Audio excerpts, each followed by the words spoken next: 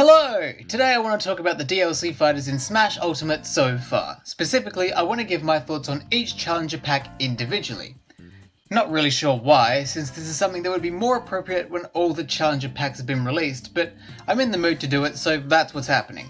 The plan is to go through each of the challenger packs so far, which means Piranha Plant will not be included, and just generally talk about the character, the stage, the music, and a general summary for each pack. Sound good? Great, let's not waste any more time then. Challenger Pack 1 kicked things off with Joker, and I gotta say, it's a whopper of an opener. I don't think anyone saw Joker coming, and if they did, it was a lucky guess. Joker as a fighter I think is very fun to play.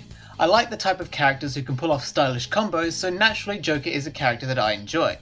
He's also very unique when sat to other fighters. Arsene is obviously his main gimmick, and the closest thing any other fighter has to that is Cloud's Limit.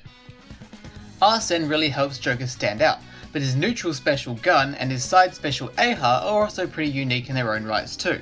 So overall I enjoyed Joker as a character and was delighted to see him added into the game. Mementos is also a pretty cool stage. It looks fantastic and I like the way it changes colour depending on what music is playing. It's also a fun stage to play on. The walls, ceiling and trains add that extra element of chaos which I enjoy.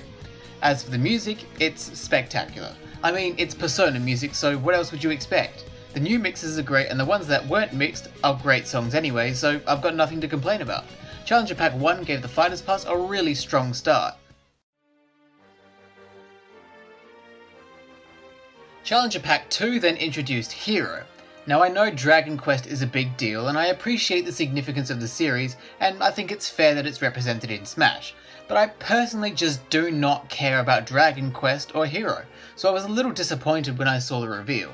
As for Hero as a fighter, I've got mixed feelings. There are some things I like about him. I think the MP resource management thing is cool, and I like the down special because it's unique and can cause all kinds of weird and wonderful things, but the rest of the character I'm just not interested in.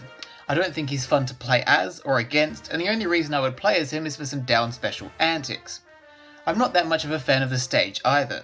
It isn't very memorable to me, and as far as I know it doesn't have anything unique or interesting going on, so I never really want to play on it. The music is in the same boat. I don't really like any of the music added in this Challenger Packs, which is a shame. So for me, Challenger Pack 2 was very disappointing, and a huge step down from Challenger Pack 1. That's not to say that it's a bad Challenger Pack though, just keep that in mind. In stark contrast, I was incredibly excited for Challenger Pack 3. Banjo and Kazooie were extremely exciting reveals, so I'm glad that they were announced on the same day as Hero because that really lifted my spirits. Banjo and Kazooie are a big deal, not necessarily because they're huge gaming icons, but because they've been heavily requested for a long time, so to see them finally be added was pretty hyped to see. As for Banjo and Kazooie as fighters, well, they are a slight bit disappointing. They aren't fun to play against in my experience, and using them also isn't all that exciting either. They tend to camp with eggs quite a lot, and that isn't really fun for anyone involved.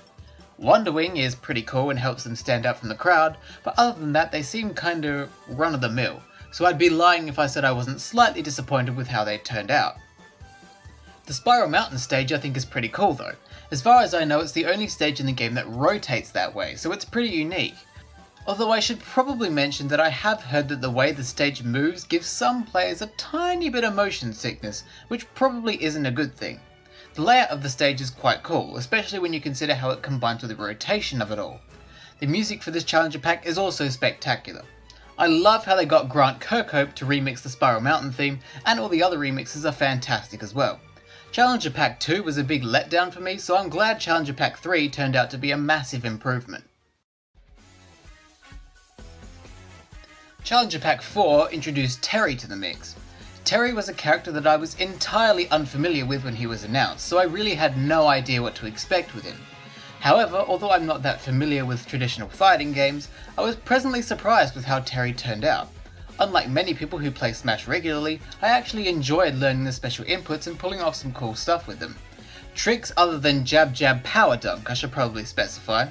The go mechanic is pretty cool, but it's also pretty bonkers, and probably has the potential to be broken. But seeing as most players don't know how to use Power Geyser or Buster Wolf, it isn't so bad. The stage is a pretty cool gimmick in that it has walls like traditional fighting games do. It almost makes it feel like a totally different game. That being said, it's kind of the only thing the stage has going for it. It has no platforms, no hazards, nothing like that. So if it weren't for those walls, it would be a pretty disappointing stage. This pack introduced a fuck ton of music, so much so that I haven't even heard them all, but I must say that the ones I have heard have been absolutely incredible, so the sheer volume of it suggests that there are a lot more bangers I need to hear. So even though Challenger Pack 4 introduced nothing I had any personal attachment to, it surprised me with how much I enjoyed it. Challenger Pack 5 turned out to be pretty controversial. Byleth made a lot of people mad, and for reasons that I understand. Fire Emblem is overrepresented in Smash Bros, there's no denying that. But I like Fire Emblem, so that doesn't really bother me. Also, I really enjoyed Fire Emblem Three Houses, so I was happy to see Byleth added into the game. As for playing as Byleth, they're a bit slow, but I really enjoy using them. The moveset doesn't really have anything unique going on, especially when sat next to the rest of the DLC fighters, but it's a well-rounded moveset, so at the very least I enjoy playing as the character. Garreg Monastery is a great stage visually, and I appreciate all the touches and details having played Three Houses, but it's a walk-off stage, which I hate, and a travelling stage, which I hate. It's a bad combination, and the layout of each section of the stage isn't particularly interesting either, so I kinda like the stage, but I also kinda don't. As for the music, well, Three Houses music is amazing, so it's no surprise that they included some absolute bangers in this pack. The remixes are phenomenal, and the songs they pulled straight from the game are fantastic too, so no complaints from me. So yeah, Challenger Pack 5 is one that I really liked, even if a lot of other people hated it. Challenger Pack 6 is another pack I don't really like that much. Min Min was easily the character I was least excited for when they were announced. I don't care for ARMS, never played it, and never will. In my eyes, Min Min is the only character in Smash so far that I feel doesn't really add any value to the game. ARMS has no real legacy or impact, and Min Min isn't even the face of it.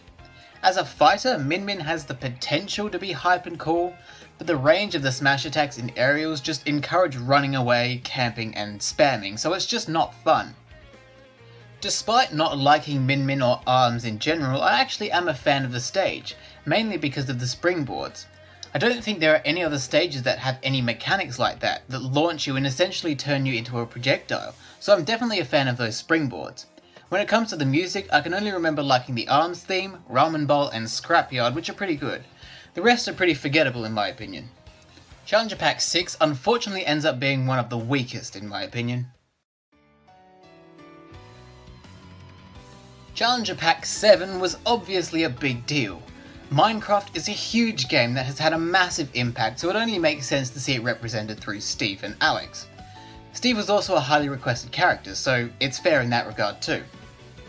Even though I don't have a strong attachment to Minecraft myself, even I can admit that it was a hype reveal.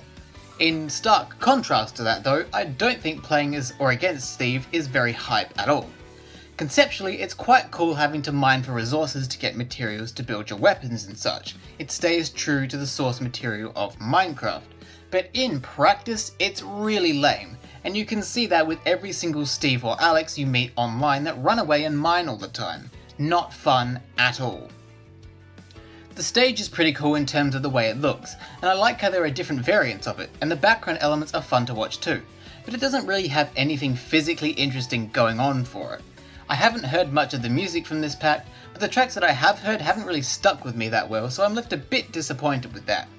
Challenger Pack 7 didn't resonate with me personally very well, but I can say that objectively, it's a good one, and I can appreciate the significance of it. Finally, the most recent one, Challenger Pack 8 Sephiroth. Now I have no personal attachment to Sephiroth, so I wasn't that excited about him, but I still recognise that the inclusion of Sephiroth is a big deal. Smash lacks villains, so it's good to see another one, and Final Fantasy is an iconic series too. As a fighter, I think Sephiroth is pretty solid. So solid in fact that I even bothered to make a montage with him. He's fun to play as, but not so much to fight against. He can be a bit obnoxious because of his huge range. You know, it's kind of funny how Byleth was called a distance demon, but then Min Min and Sephiroth just waltz in with a kilometer of range each. I particularly like Sephiroth's side special. I think it's a really unique attack. The stage is just okay in my books. It's a travelling stage, but it isn't one of the annoying travelling stages, so I can let it pass. And it is admittedly quite nice to look at. Just like Challenger Pack 7, I haven't heard much of the music here, and the music I have heard I don't really like all that much, and I'm pretty sure that's a very unpopular opinion. So very similar to the previous one, Challenger Pack 8 doesn't resonate with me personally, but again, I respect the significance of it. And that's all of the Challenger Packs so far. Some of them were good, some of them were worse, but I should make it clear that none of them were outright bad. I may not have been as fond of some, but that doesn't make them objectively bad. So even though I was disappointed, that doesn't mean I didn't enjoy Challenger Packs 2 or 6 at all. But hey, let's just hope that Challenger Packs 9, 10 and 11 are absolute bangers. Anyway, that's enough from me. Thanks for watching and I'll see you next time.